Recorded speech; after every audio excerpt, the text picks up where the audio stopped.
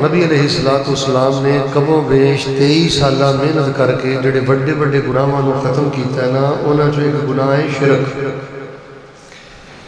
हज़रत शाकर साहब हाफिज़हुल्लाह ताला तकलीफ इस बात की है कि जे अरब के अंदर 10 तरह का शिरक मौजूद सी ना, तो साढ़े मुआशरे के अंदर 11 तरह का शिरक मौजूद।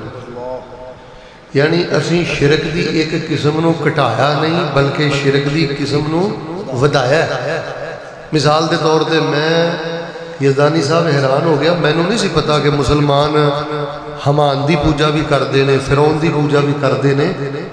वल्लाहि मा कुन्तु अतसव्वर, सोच भी नहीं सकते कि कोई मुसलमान आशिक रसूल हमान और फिरौन की पूजा भी करता होगा। मैं ना एक बच्चे के तवीज़ को कटिया तो उस ना डब्बे बने सन, तो उन्होंने डब्बिया पता कि लिखा सी, या फिरौन या हमान।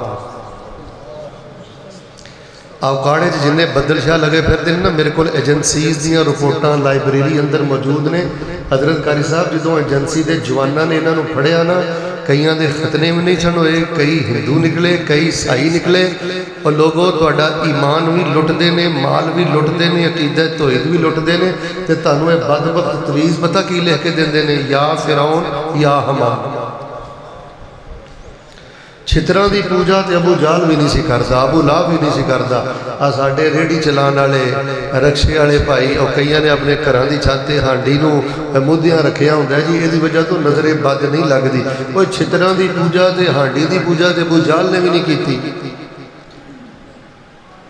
मैं बड़ी माजरत के नाल जितने दोस्त अहबाब तशरीफ फरमाओ और यूट्यूब पर जोड़े साथी सुनन, बिल्कुल तासब की ऐनक उतार के फिरका वरीयत में एक पासे रख के चंद गुजारिशात ते गौर फरमाना।